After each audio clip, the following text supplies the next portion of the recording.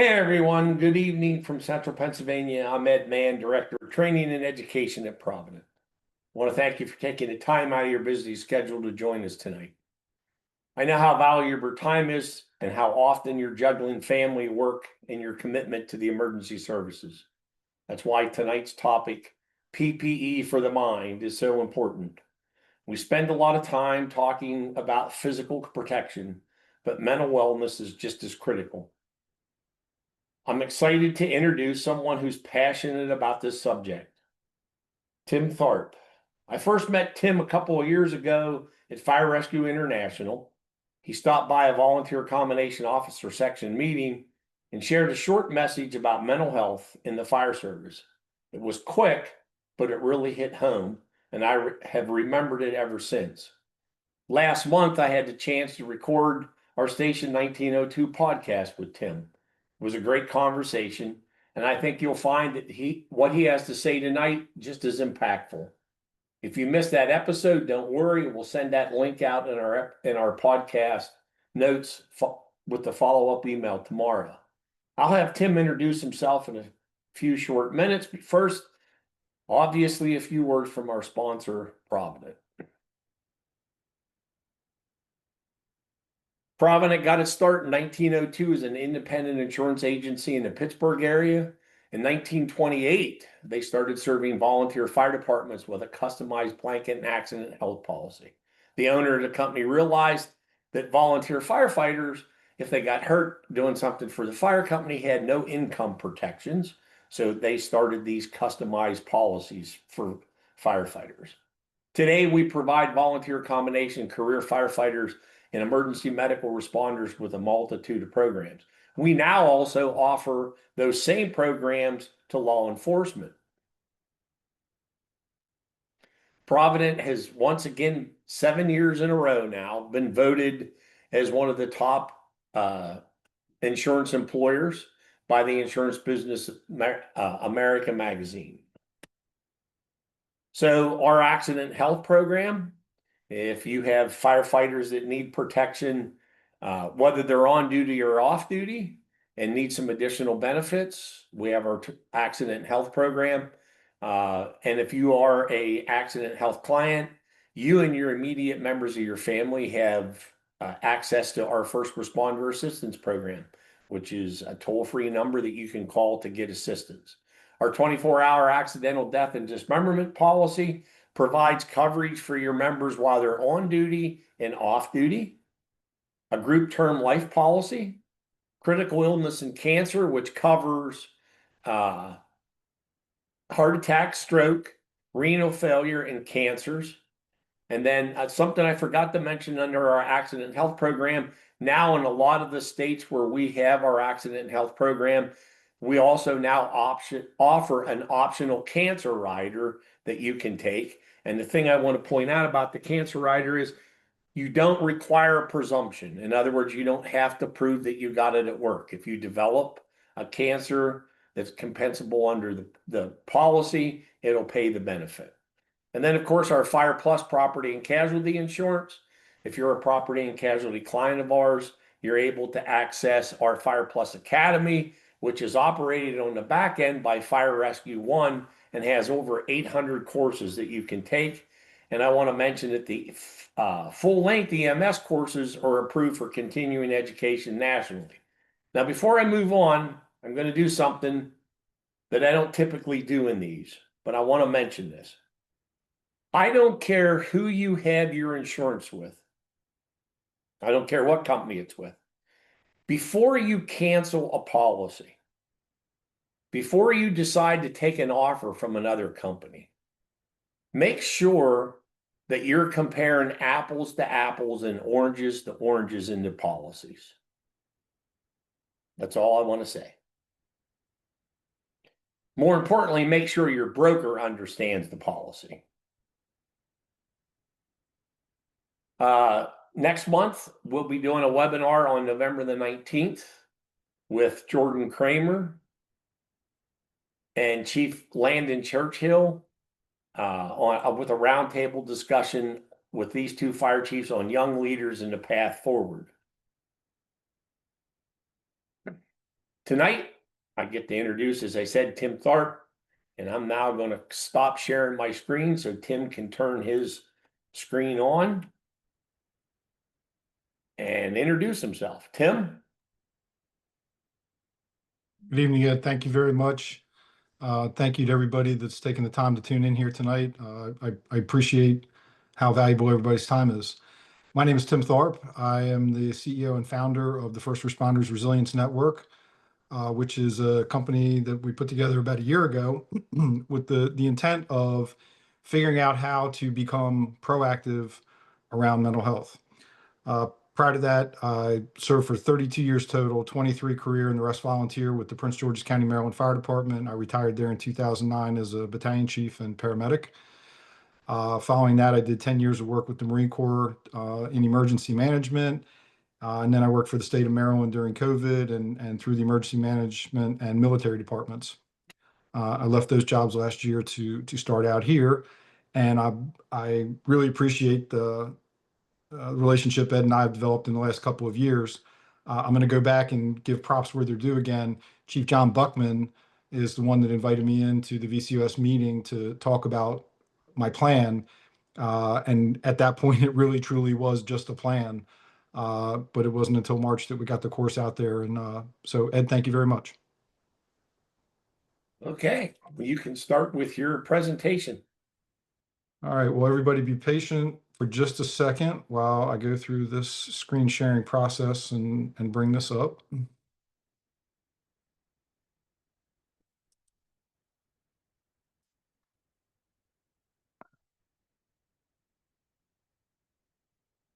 All right. Ed, are we good? Can you see me? Yeah, I got it, Tim. Good to go. Okay, great. All right, so this presentation we're calling PP for the mind, and the real reason for this is, we're issued a whole bunch of personal protective clothing to protect our body, but that may help us not die in the line of duty, but we're not really getting issued anything that's going to protect our mind. And so what we've come up with, we believe is the first stab at developing personal protective equipment for our mind. So, when we're driving this conversation, we really want to talk to the leaders of public safety agencies, and here this is obviously fire service focused, but this is a first responder program, so it applies to law enforcement, EMS personnel, and call takers and dispatchers. I call them the forgotten part of the first responder community. One of the most underpaid, understaffed, and undervalued parts of our first response community. And two things I want to say about that community before I move on. I had the opportunity to be the interim executive director of the Maryland 911 board for about 9 months, and I came to get very close with this community. There's a couple of things. One, it used to be that they could take call information and move on, and they may wonder about what happened, but they didn't have to experience it directly quite so much. But with the modernization and the applications that are available, a lot of dispatch centers can now receive video. You can ask for permission to use the phone, the camera on the phone of a cell phone caller on the scene. And so dispatchers now may be exposed to things that we never see because it happens before we get there. And they don't have the opportunity to be there and see the resolution. So I think this is an important group, and I want to make sure that they understand that they're represented here. Mental health program managers, this is important for them. If you have one that's working with your organization, whether they're internal or external, service that's provided, this is something you want to get in front of them. And quite honestly, we're already seeing states pass laws increasing requirements for mental health resources, particularly around training for first responders. Florida has a law, Tennessee has a law, there are others where there are requirements for some sort of training. And quite honestly, there's not much out there in the preventative space. So what we're really about is moving this conversation from being reactive to being proactive. And I think that really has to start on day one. And so we call our program Day One. If you're going to change a culture, you have to start it from the beginning. And where does the beginning start? The beginning starts at our first day of training. So that is our approach. So what is the problem? Well, one of the big problems is we're more likely to die today by suicide than we are in the line of duty. And all of you out there can probably name several drills that you did during your initial training or in continuing training that are specifically built around line of duty deaths that have happened so that we don't allow those things to happen again. The Denver drill comes to mind. But beyond that, what have we done now that we are more likely to die of suicide to give anybody any tools during their initial training to help them with that problem? And we think now is the time. We are 10 times more likely to die of suicide compared to civilians, and we're more likely to die of suicide than we are in the line of duty. And it's been that way since 2017, at least. At least. Sleep deprivation. We understand that lack of sleep and inconsistent sleep is tied to every single problem and diagnosis that we know affects our industry, from addiction to divorce to other mental health diagnoses. 24 hours without sleep can be equal to a 0.10 BAC, which is legally intoxicated in most places. And up to 1 out of 3 first responders report PTSD symptoms. This is a real thing. So we're protecting our bodies. We're putting on helmets. We're putting on turnout gear. Heck, at one point in Prince George's County, we were even wearing, old police body armor. Uh, uh, but what are we doing to protect our mind? How are we managing the things that we are exposed to and the things that we see in our duty? So we train to put on the gear, but when we talk about our minds, we're walking in unprotected. Mental resilience is the most personal form of PPE you can have. How do we manage in particular situations? And I say not only does it need to begin in our initial training with new information and a program of self-care that we offer, but it also should alter the way that we choose to train people. The first time you're in firefighter training and you're put into a maze and it's dark and your mask is blacked out and you're told to find your way out, if you've spent any time in a training academy, that is a place where many, many people will stop and panic because they've not been in that situation. This is a great time for a 60 to 90-second mindfulness exercise to help the person calm down, do a little breathing, regain control of their nervous system, and then attack the problem. And we hold that things like this and the ability to manage stress will reduce attrition in training as well as on the job. People end up leaving in the middle of training for a number of reasons, and not understanding what they've gotten into and not having the tools to manage it is part of that equation.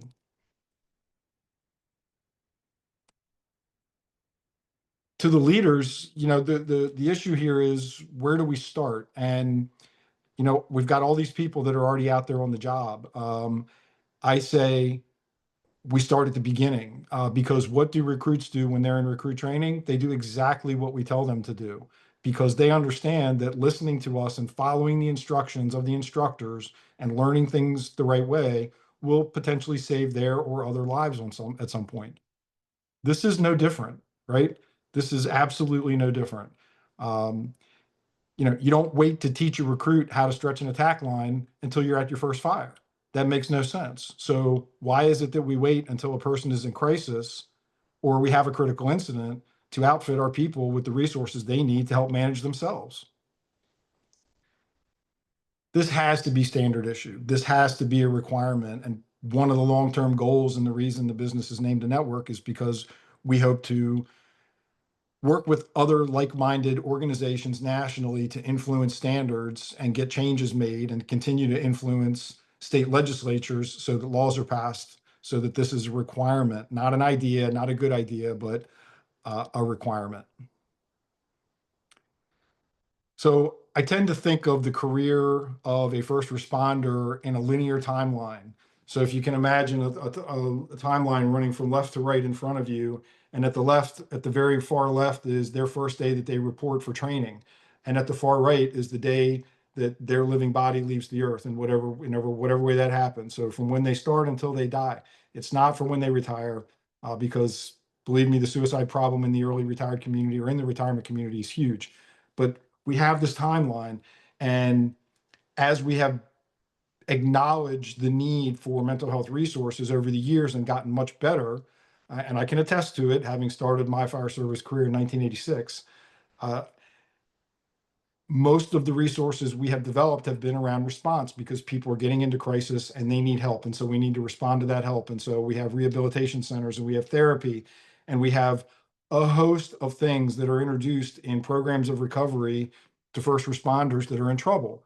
But I believe, and the reason I started this company is because we have to get ahead of it. We cannot continue to wait and bunch our resources around the point of crisis. We have to start at the beginning. And so crisis is boom. If you're from the EOD community, you understand that this is when a device goes off. Well, there's left of boom and right of boom. And we need to be left of boom. We need to be positioning our people, giving them skills, tools, and resources before they need them so that it's a way of life for them, not things that they need to learn in the moment. Now, is learning them in the moment helpful? My story would tell you absolutely true. 4 years ago, I went into a rehab program, and my journey of rehabilitation and recovery started and continues to this day. But this business is a reflection of that. And that I realized that, number one, we don't get to keep anything that we don't give away. And number two, I felt the need to give back in a very large way and to a community that I care about. And if you're listening to this, you belong to that community of people that I care about. As a fourth generation firefighter, if there's a way to say it runs in your blood, I think I have it. It's in my blood. My two brothers, one is also retired from Prince George's County, and the other is currently working in the District of Columbia and assigned to their fireboat. So, we have a long history in the service. And from that, I can tell you that we can do better, and we have continued to do better over the years on many topics. This is a hot topic, and this is an area that we must do better. So let's get left to boom. Here's a quick First video. responders. We're the ones called out for every disaster or tragedy that happens in our community. We shoulder the weight of the world's emergencies day in and day out. But who carries us when the weight gets too heavy? I've seen the toll this job takes. I've seen friends struggle in silence, families torn apart, and colleagues taken too soon. That's why I created this course, to make sure no one faces these challenges alone. This isn't just another training, it's a lifeline. It's about equipping first responders with the tools to protect their mental and emotional health just as fiercely as they protect their communities. We tackle the toughest issues head on. We'll talk about the realities of suicide, the importance of sleep, and how trauma and stress impact our lives. We'll explore the benefits and impact of peer support networks and how they can help first responders navigate emotional and traumatic challenges. This is about saving lives, starting with our own. It's about creating a culture of care, a network of peers who have each other's backs, no matter what. This course is more than training. It's a chance to rise above the challenges, to protect not just our communities, but ourselves and each other. It's time to take the first step. Sign up today and let's make a difference in our lives and the lives of those we serve, because no one should fight this battle alone.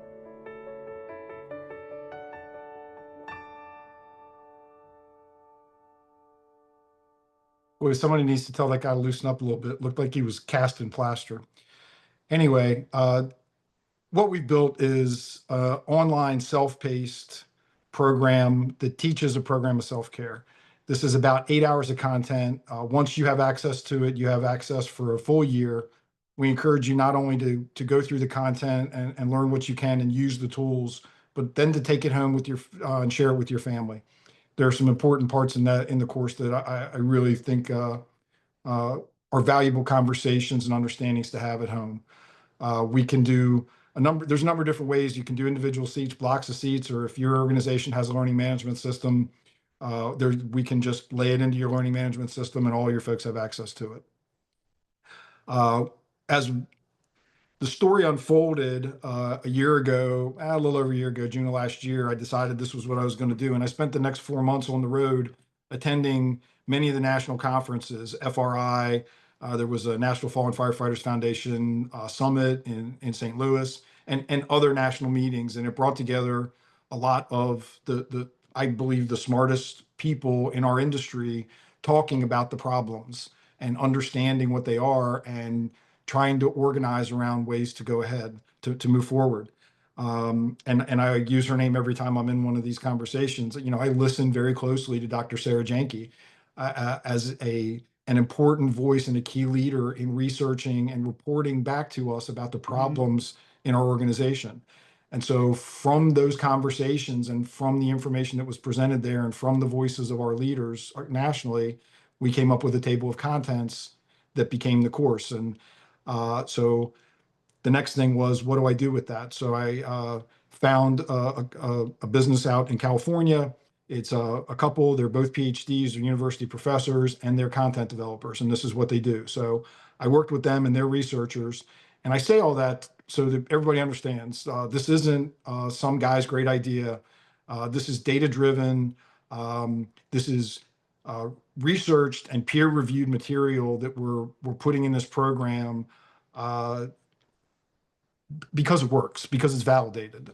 So that is sort of the evolution of where the program came from. So in there we have 6 modules. Module 1 is an overview of the problem statement. It talks about the reasons that we need a program like this in the first place. Unit 2 is all about suicide awareness and prevention. This is one of those key units that I really think needs to be taken home, viewed together, and open conversation. If there's any chance that you will be in a position, or anyone in your home is in a position where they begin demonstrating behaviors that would indicate that somebody's, having a tough time and could be thinking about suicide, other people in the family need to be aware of it so that they can intervene and help. This is an important conversation. Unit 3 is all about sleep. And sleep is so important, and sleep hygiene. And we'll talk about what that is and what that means. And again, this is a unit that absolutely, particularly for new folks, needs to be a conversation at home. Our families need to understand that when we come home sleep deprived, we need an opportunity for our bodies and our minds to recover, and sleep is how that happens. You got to be able to come home and get a solid 8 hours of sleep in a dark and quiet place, and probably cold, usually better, so that for your days off, you have a recovered mind and you have the ability to engage with your family and the activities in your life in the way that you want to, not in the tired, sleep deprived way that many of us have been doing it for years and years.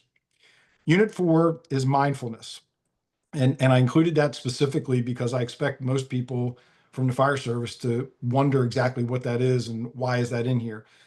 And so we'll tell you what mindfulness is, and it's actually very simple concepts about how you engage with life day to day.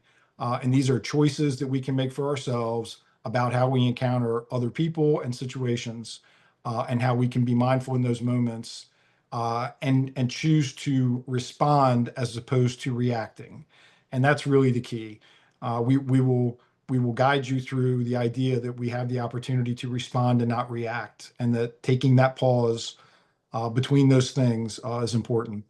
Unit 5 is really kind of the meat of the course. Unit 5 is where we introduce a number of tools for first responders to be able to use themselves.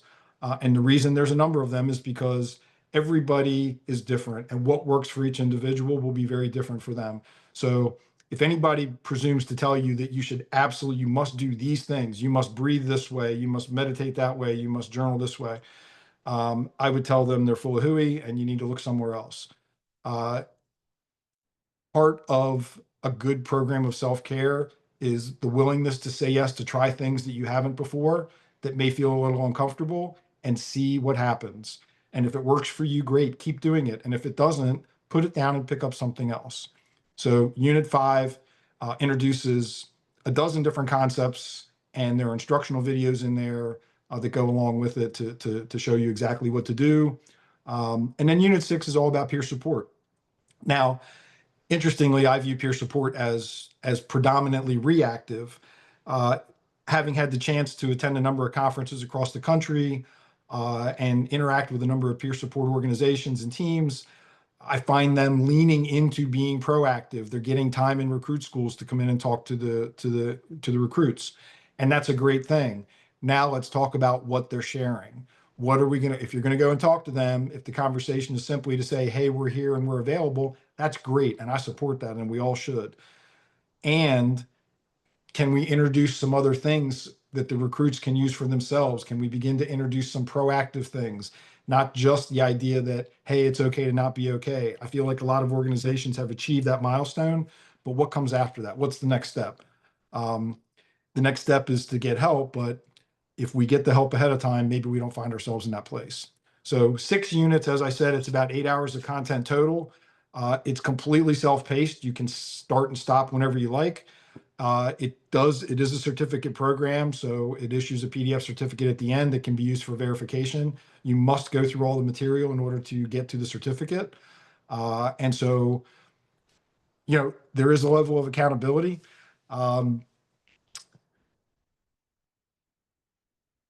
It's never too late to start. One of the things we did after we built the program is I felt like, we need to be validated. So through a connection I had with a guy in Wisconsin, we connected with a peer support organization. It's a 501c3 in Jefferson County, Wisconsin, that was organized by a husband and wife that are both police officers because they found that there was real lack of peer support regionally. So they formed a nonprofit and they had about 35 members that was a diverse population of police, fire, EMS, and dispatchers, which was fantastic. And they agreed to participate in a pilot program for us. So they piloted the program, and that was January, February of this year.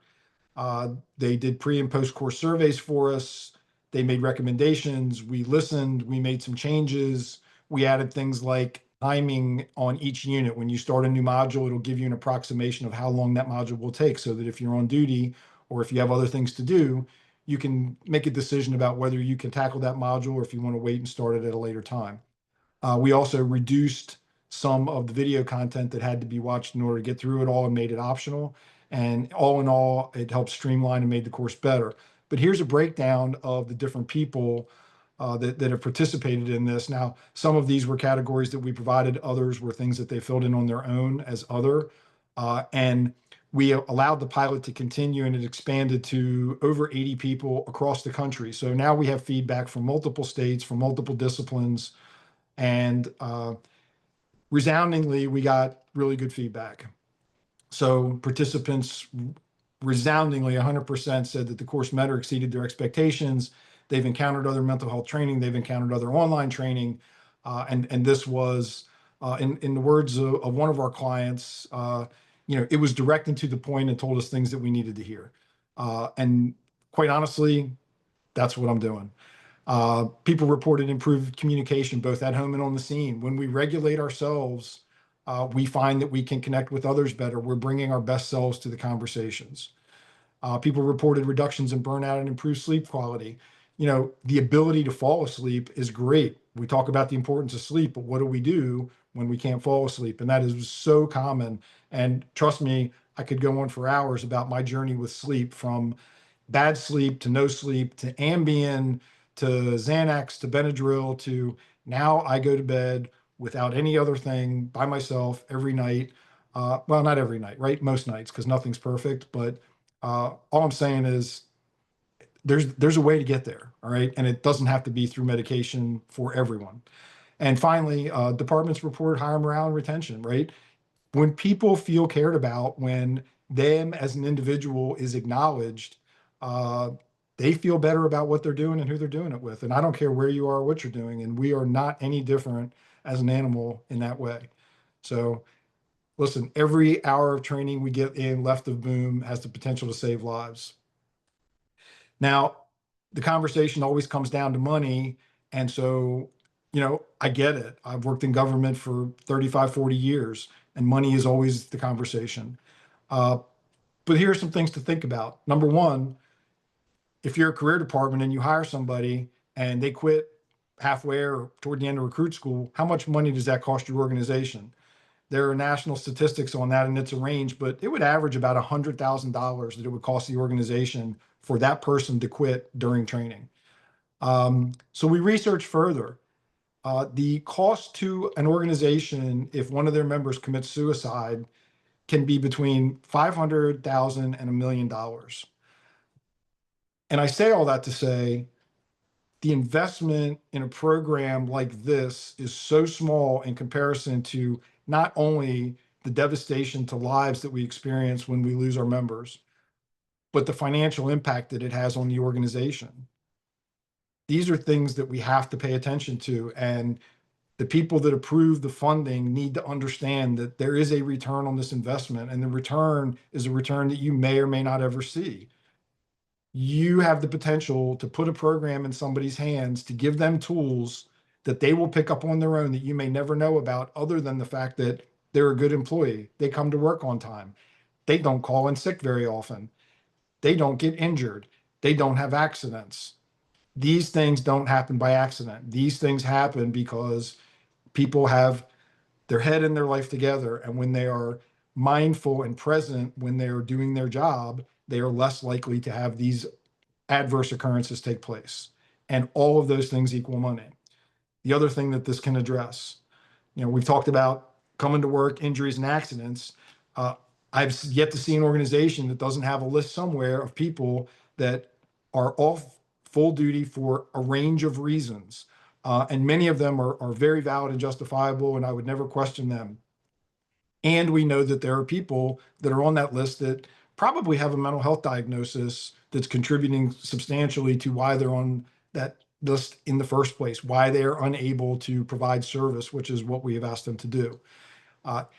If we can impact that and have people that we have hired to do the job out there actually doing it instead of doing other things, that helps the organization. That is a monetary impact to the organization. I worked in the safety office 2 different times in Prince George's County, and the second time I was there, that was our biggest goal. The list of people that was not coming to work was huge, and there was a variety of reasons why, and many of them were fully justified, but many of them needed to be looked at more closely, and those people needed to come back to work because it cost the organization money after money after money, not only because they're paying them to not do the job they're hired for, but because they have to pay overtime and the stress. And folks, thank goodness it wasn't this way when I was still on the job, but the mandatory overtime and the holdovers these days have gotten out of hand. And if anybody thinks that that doesn't have an impact on people's mental health, they need to think again. So my team thought it would be cool to sprinkle in some pictures from back in the day when I was a operational chief in the county, a few different incidents there. The bottom line is we have to start somewhere, and we have to do something different. We need to do more, but not just more. We need to do more different. I encourage and support anybody and everybody that is bringing resources to the mental health issue in our industry. And I encourage people to continue to find ways to respond to our brothers and sisters who are in crisis. And I urge all of us to start thinking about prevention. Prevention is often the lost child in the family of fire service services that are provided. People want to be in ops or in training or in special operations or EOD, whatever. And there's those few people that love prevention. If we don't get into prevention here for ourselves, we are only costing ourselves our own people and our own mental health. If I go back to December of last year, I'd been to the conferences, I developed the table of contents. We were developing the program. I was in constant communication with the team in San Diego. And within 1 week, 2 people that I knew personally, one, a very recently retired fire captain, and one, a recently retired police officer, both took their own lives in the same week. And the only thought I had was, I don't need reminders about why this is important and why I chose to do this. We have to start, all right? You can't pour for others from an empty cup. We have to take care of ourselves and keep ourselves full. So I'm Tim. I'm here because our community needs help, and I think this is a way to do it. And I've yet to find a budget that I couldn't work with. Please keep in mind that we are eligible for both SAFER and AFG grants. So if you have extra money from grant programs and you're looking for a really good way to invest in your people and your organization, let's have a conversation. But short of that, Ed, I'd like to thank you and Sam for setting this up and giving me the opportunity to talk to everybody about this. And I would be happy to take time and answer people's questions.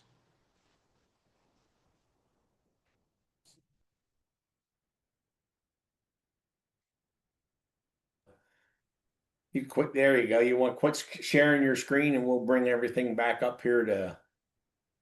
So before I ask this question, because it's in the chat, I want everybody to understand something. I have had the opportunity to attend a lot of mental health seminars, conferences, et cetera, the last 5 or 6 years, because I have an employer who believes it's very important. I have to tell you, everything I go to deals with the back end of it. It's what do we do after the fact? How do we react to the suicide? What didn't we see? And this so far, Tim, I got to tell you, is the only program I've come across that's trying to address the front end of it like you are. So I want to make that point there. So some of you are going to say, well, you know, Ed, I can't believe that you hosted a program tonight where a guy's trying to sell us something. This is pretty important stuff. And Tim so far is the only guy I know that has this kind of program. So now I'm going to ask you the question that popped up. How much does it cost? So if you go on my website right now, you can buy an individual seat for $199.99, $200. But I can tell you that I'm probably going to bring that price down. And we have been selling blocks of seats to organizations in the $140 per seat range. But again, I'm not locked to that. So my mission is to get this in people's hands. I have to charge something for it because there are people that work in my organization that I have to pay, and I got to produce content and things like that. But I need people to understand that I didn't come here to put my hands in the pockets of our brothers and sisters, and that is not our motive. And in fact, we've been working very closely, as closely as we can, with the FRCE and NFFF. These are important organizations, and we're trying to figure out how we can support them in their mission, because all of us together will be successful. Any of us individually that think we can solve any of this are crazy. So we do have a question in the Q&A. Okay. And it is, how do we know when you're not okay?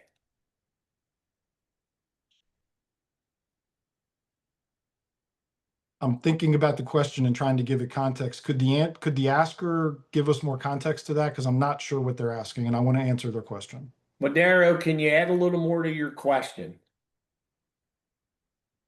How do we know if somebody else isn't okay, or how do we know if we're not okay? Well, let's see if he Okay. so while we're waiting to see if he adds something to the question, I want to share a story with all of you. So July the 10th of 2023, at about 4:45 in the afternoon, I get a telephone call from a guy from the Bureau of Emergency Medical Services for the Pennsylvania Department of Health, who calls me. His name was John Engler, who calls to tell me that a program I submitted to the Department of Health for continuing education had been approved. And John and I stayed on the phone with one another until about 10 minutes after 6 that night. And we talked about everything and nothing. We talked about the old days in EMS. We talked about the current state of affairs, the future of EMS. We talked about grandkids. We talked about retiring. And there was nothing negative in the entire conversation. John said nothing bad about anybody. I didn't say anything bad about anybody. It was great. About 10 minutes after 6, the phone goes dead. Sounded like we dropped cell service. So I call John back and it goes straight to voicemail. I wait a few minutes, I call him back, it goes straight to voicemail. I call him again, it goes straight to voicemail. I try 3 or 4 text messages, no answer.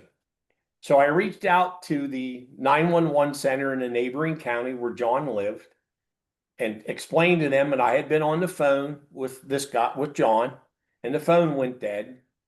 And that John had had some health issues and he was getting ready to go in for another stent the following week. I said, I'd really like someone to check on him because if there's anything wrong with him, I'm going to feel pretty bad tomorrow morning. Well, I could tell that the young man on the telephone was initially like, well, what the hell do you want me to do? So he finally said, okay, I'll send the police over to check on him. About 15 minutes went by, I get a phone call from a local police officer, and he wants to know if there was any change. And the answer to the question was, no, I still can't get a hold of him. Well, do you have any idea who his landlord is? I could explain to him that I knew there were two women that owned a lot of property in Bellefonte that he rented from. So about 15 minutes later, the police officer calls me back and says, the fire department's here, we're going to take the door. And they did. And a few minutes later, police officer called me back and said, I don't know how to tell you this. I said, well, don't beat around the bush. I'm pretty thick skinned. What's going on? Well, he's deceased. At first, my first question was, how? He shot himself. He got up out of a chair he was sitting in, left the cell phone set on a table next to the chair, walked to the other side of the room, put a 308 to his chest, and pulled the trigger. Needless to say, I was pretty much a wreck the rest of the night, wondering if I had missed something. Did John say something to me that I missed? I called a mental health expert I know locally, and I talked to him, and he said, Ed, I've been doing this for 35 years, and I've had people in my office at 11 o'clock in the morning who died as a result of suicide that afternoon. He said, sometimes you just miss it.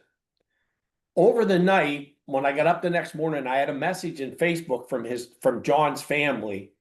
And the part I remember about it most was that we wish John would have seen himself the way everybody else did, but he's been lonely and depressed for years, and now he's finally at peace. So the family knew something was wrong. I later found out that earlier that day, John had made phone calls to two other individuals to schedule appointments for the following week because they were going to start writing a book on the history of EMS in Pennsylvania. So, and I myself have used the mental health system for at least 4 times during my 50 plus years in this business. And I'm not afraid to admit that because I knew I wasn't me, and I needed to talk to somebody. And talking to somebody helps. But at no time during my career has anybody ever offered to give me the tools I need up front. Maybe I would have never needed to reach out to the mental health community if I'd have had some tools up front to help me deal with the stuff and be a little more resilient. So I share that with you because this stuff's pretty damned important to me for a lot of reasons. And John Englert, God rest his soul, made it really personal with me. And when I went to his viewing, his sister said to me, do you know why he called you? And I said, no, I don't know. And she said, he knew you would know what to do. And I asked her if she could clarify, and she said, he knew you would call somebody to check on him because he didn't want to lay in his apartment for a couple of days until somebody found him. So, because I kept wrestling, why me? Why was I the last person that John called? So Madera says, how do we know if somebody else is not okay, especially our peers? Well, first, Ed, thank you for sharing that story. And I would tell you, have compassion for yourself. Everybody's showing up doing the best they can, and seasoned professionals miss things because people hide it. And to anybody that's out there listening, if you have been unfortunate enough to have thoughts about taking your own life, about committing suicide, then you understand that those thoughts can evolve very quickly and very suddenly. And when you have the means at hand, things can happen very quickly. Also, you can keep quite a face of not letting anybody know because you've been doing it for a long time. So it's tough. So compassion for yourself in that, Ed, and thank you for sharing that story. How do we know when others aren't okay? I'm not a trained professional. I don't have a license. I mean, I don't even have a college degree. But here's what I would tell you that life has taught me. Pay attention to the details. And I'll share a story with you. Um, in my last marriage, I was married to someone else in the fire department. We had a fire department radio at home. And as a retired battalion chief, I enjoyed listening to calls. So I was listening to a box alarm for a structure fire, and I knew the company. I didn't know the individual, but I knew the company. I knew they were from a very busy station. I knew that they did this evolution of responding to a structure fire and doing all of the things that are inherent in that within their SOPs, right? They're good at it. Anyway, they show up, the officer goes on the scene. His brief initial report is terrible. His size up his lat, like everything about it just sounded wonky. And so I spoke to my wife. She started looking into it the next day. Come to find out, this guy, without telling anybody, is working his 24-hour shift and then like driving to Ohio to care for a dying parent while he's also got a family, back in Maryland that he's trying to take care of. Point being, he was stressed. He was stretched thin. He was tired, and he wasn't performing the way he normally did. And so they were able to acknowledge, go, "Hey, dude, we can help you, right? All you had to do was say something." And so they did. My point is, pay attention to the little stuff. And that doesn't necessarily mean listening to how people talk on the radio, but you work with somebody, you're around somebody, you get to know how they are. You notice when things are a little off or different. Don't let the little things go. Ask the question. Sometimes people just need that opportunity to talk. And then I would tell you, if you notice that somebody's off and you ask, do them and yourself a favor and don't try to help them, right? There's this thing called holding space, which they teach really well in peer support, that teaches us to sit with someone and allow them to express and feel what they're going through without intervening, right? You are just there to support them and let them know that they are safe and that they are cared about.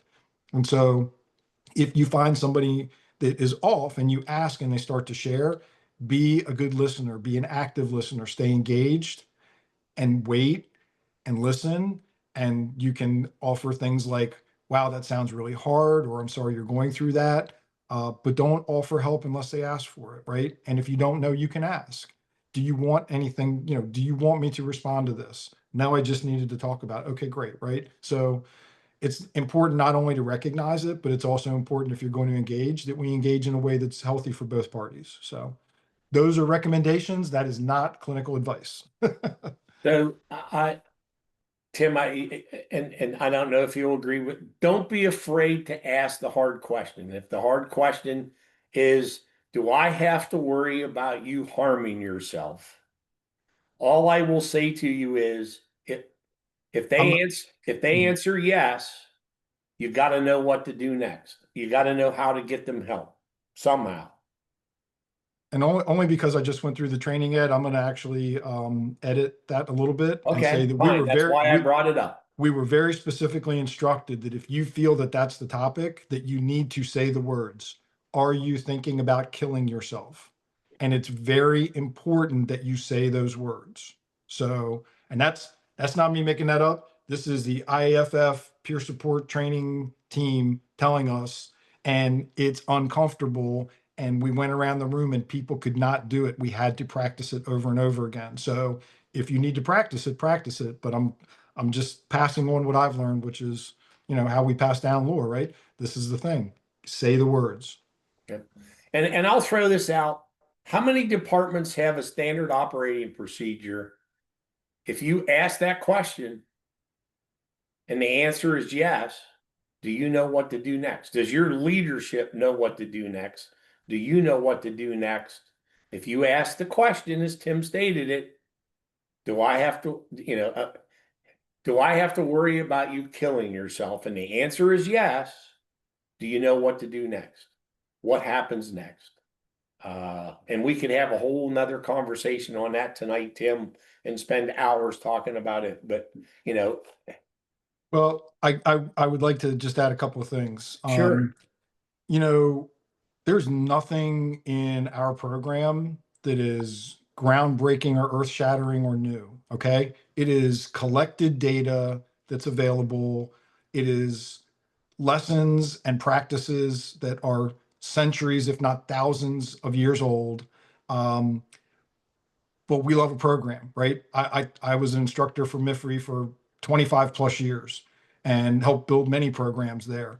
And we do like a program. And so to the organizations out there that have the resources and the time, you don't need to pay somebody to build a program like this for yourself. You can do this. But if you don't want to do that, if you don't have the resources, if you're not sure where to start, this is a program that has an exceptionally accessible price point, that's canned and ready to go for you to get started that way. So I don't want anybody to think that I feel like I've invented the best new mousetrap. But we hadn't even addressed this segment of our industry, right? I looked around and couldn't find preventative mental health care, but now I'm finding there's some departments in Florida that are doing breathing exercises 3 days a week with the recruits, doing box breathing and 4-7-8 breathing and meditating and journaling. And it's part of their training and it's carried to the field with them. So the ideas are getting out there and people are starting to do it and they're seeing the benefits. So yeah. So there's two comments in here from Phil Washington. One of them is, you never know who just needs a hug or just bend an ear. Be kind to all. You never know, the smallest gesture or smile can bring a person back from the edge. When I ask the question about, do you know what to do next? If someone says, yes, I consider killing his answer is no, I don't know what to do. Don't let them alone is the most important thing. Mhm. And Call 988. there you go. Call 988. Don't let them alone. Don't be judgmental. Listen to what they have to say, but don't leave them alone. Make sure that any means that are readily available are removed, but don't let them alone and get them to 988 or get them to a local crisis line, but get them help. But the bottom line is don't let them alone. And I would add 988 is a suicide hotline, national Yeah. news suicide hotline. 988, exactly. I would add, Ed, that while all of that is true, and I absolutely 100% agree with you, the other thing that I want everybody to take away from this is you are not responsible for anyone else's life or their choices. And no matter what you do or don't do, those choices and what they choose, what actions they take belong to them. So, if you find yourself engaged in this, have some self-compassion and understand you have no control over another person's choices. So there is a comment here. Hank makes a comment. These courses have to be viewed and presented as an investment, not a cost. A helmet's 250 to 350. Yeah, if you're buying a New Yorker, don't stop there. The bottom line is it's an investment in your people. I have an opening in my sales and marketing division. I would like that person to come work for me because we see it the same way. All right. So Dennis Musser in the Q&A, do you think more chaplains could help? I'm on a volunteer fire department with resources in the county. If we need to, I've always been on 23 years. I'm looking over and asking questions to our guys, just asking. 100%. And at every conference I attend, I engage with chaplains. In fact, I was just at the Florida Fire Chiefs Health and Safety Conference in Orlando last week, and two different chaplains were there, one for the Jacksonville Fire Department and another one, I forget where he's from. But yeah, absolutely. Absolutely. That is an important access point. Peer support groups, chaplains are all important access points for folks that need help. Yeah, and a lot of states have chaplain groups, associations. There's a national association of chaplains you can get involved with. They meet annually. They do a lot of training to keep people up to speed. So Mark Toby from Nebraska. In Nebraska, we have a critical incident stress management team available for emergency responders. So this is along the same line as for the debriefing the members that are having a problem with a call or a buildup of calls. The bottom line is, I would suggest to every listener here, if you don't know this, reach out to, if it's the state fire commissioner's office or the state fire marshal's office, whoever takes care of fire stuff or EMS stuff in your state, and ask them if they have a program at the state level. A lot of times the states may have programs that aren't well advertised, and the first response community doesn't even know that there's assistance available. I absolutely agree, Ed. And I remind everybody that CISD, CISM, debriefing, peer support, these all remain reactive. Okay. This is a different conversation. This is not about do we have help when people are in trouble, because roundly, most of the country is in a position where they have some sort of help. This is about how do we help ourselves before we get in trouble, because a chuck on the shoulder and you're going to see some bad stuff, good luck, is not good enough anymore. It's just Right. not. I saw a question pop up I would really like to answer, Ed. It was asking Well, about how do you know when you should retire? go ahead. You take the first crack at it. All right, so it's interesting because I connect with this story a lot. I'm from Prince George's County. I was born and raised there. I grew up in Clinton, Maryland. I joined my local volunteer fire department in Clinton in 1986. I got hired in 1987, and then I retired in 2009, and immediately started back as a volunteer, first with District Heights, and then out in Bowie before I ended my operational career. So, uh, how did I know when to retire from the career side? That was a confluence of circumstances. It was 2009. The economy was bad because we just had the housing crisis. And then I had personal situations of, I was topped out at salary. A promotion didn't seem likely. And even if I did, there was no extra money with it. I was 43 years old, right? The department was in a transition. The timing just came together and I decided it was time to go, but I wasn't done serving. So I took my retirement from the career side, but I continued volunteering. But when do you know it's time to step away operationally, whether you're a career or volunteer? And this was my revelation for myself. I had been made a volunteer captain with the Bowie Volunteer Fire Department. I had a duty crew, a duty night. I was coming in, and I realized I was showing up there and I could not motivate myself to train myself or the crew. And I got a crew of young firefighters, and we needed to be training every night that we were there. And I not only was I not motivated, I just didn't want to anymore. And I realized, oh no, this is it. Like, this is the way, right?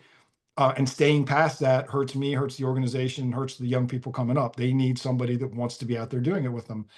I had been that person for years, and then I wasn't anymore. And that probably happened for a number of reasons. But for me, that was how I knew it was time for me to step away from being an operational member of the fire department. Now, I've stayed tied to the industry and I will always be near the industry. It's in my heart and soul. But, there's a difference between supporting and operating, and I'm in a support role now. So my stories are similar. When I got ready to retire from the Air Force, I knew it was time to go. There was no magic formula. I wasn't excited about putting the uniform on in the morning and going to work. I lost that zest to want to get up and go to work. And I got to the point where I didn't put ribbons on my uniform anymore because I didn't want to take the time to do it. And I knew it was time to go. And when I stepped away from the volunteer fire service, Tim, I was in the same boat. I had gotten to the point where I didn't want to give up a weekend to go train with the guys. And I was always about that before that. I had to pull myself out of the rocking chair after dinner at night to walk down the street to the firehouse to pay the bills and stuff. It just wasn't fun anymore. Mhm. And all those things. I didn't want to train on weekends. I didn't want to, the things that I always loved to do before were gone. And all I was going to do was drag the department down and the people down under me, and I knew it was time to go. So, Kip, I don't know if that answers your question. There's no magic formula for it. Go ahead, A Tim. very smart person told me once, and I tell this to people often, and again, it's not original me, but what someone else told me, and that is never retire from something, always retire to something. And that means if you don't have a plan, whatever it is, then don't move unless you have to, right? Make plans for yourself. And that doesn't mean you have to have a job. It means you have to have a way to engage life, not as that thing anymore. And I Yeah, watch a lot of guys leave and come back because they just didn't know how to survive without being on the job. I look, I was asked to leave the state fire commissioner's office in 2015 by a newly elected governor after 14 and a half years. Okay. I wasn't ready to go. Mhm. I wanted to stick around a few more years. And if I am very fortunate that I landed at Provident Mhm. because it's kept me grounded in the business. Yeah, it's been 10 and a half years since I left the office. Uh, I wasn't ready to go. I had the rug pulled out from underneath me, and I'm fortunate I landed where I landed. And this job keeps me grounded with the emergency services. So, to your point, I didn't have a plan. It was, hey, it's January the 15th, your last day. It's January the 20th at noon. Okay. I had 5 days to clean out 2 offices and say goodbye to my staff. Mhm. So, I think we've answered all the questions, and I think we have everything pretty well covered in the chat. Tim, you say you got something on your mind? Well, there's one last thing. I just Sure. would like to visit this with everybody because it occurred to me early on, and I think it's a persistent question, and that is, how do we know this is working? How do you measure results with a program like this?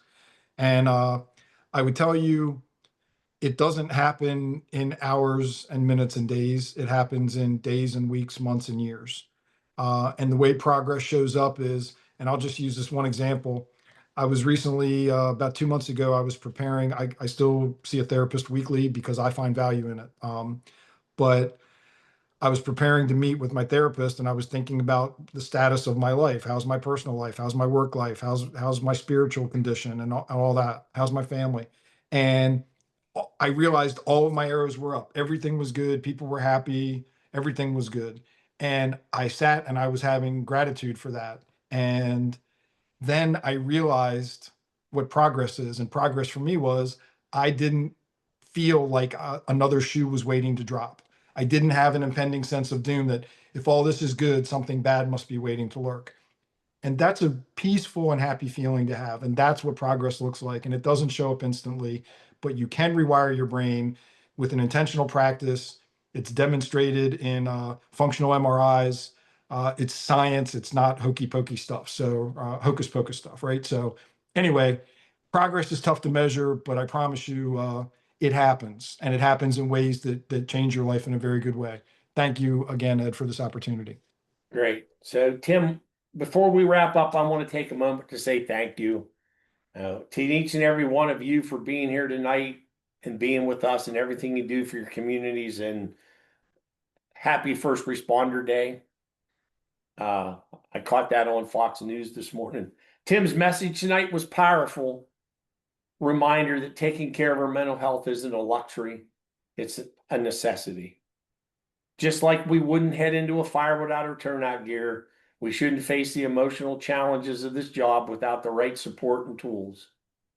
If tonight's conversation sparked something for you, I encourage you to keep talking, keep listening, and keep looking out for one another. We'll be sending out a follow-up email with resources, including a link to our recent 1902 podcast with Tim. Be sure to check it out. I want to remind our audience there'll be a brief survey we would like you to complete. That's providing Zoom cooperates tonight. Keep an eye open in your email for me that'll have your certificate of attendance attached for tonight's webinar. Again, tonight's episode will be uploaded to providentins.com, and you'll receive that link in an email within the next day. Please make sure you check your spam or junk email before sending me an email telling me you didn't get your certificate.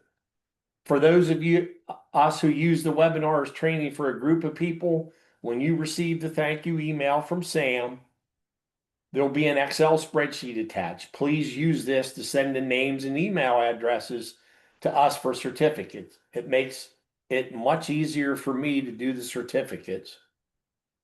You can view previous webinars at providentins.com. Use the training and resources link in the upper right-hand corner of the page.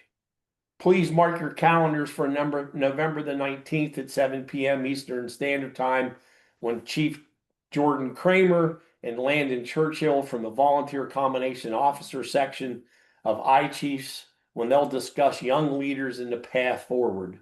Until we meet again, stay safe for your family's sake.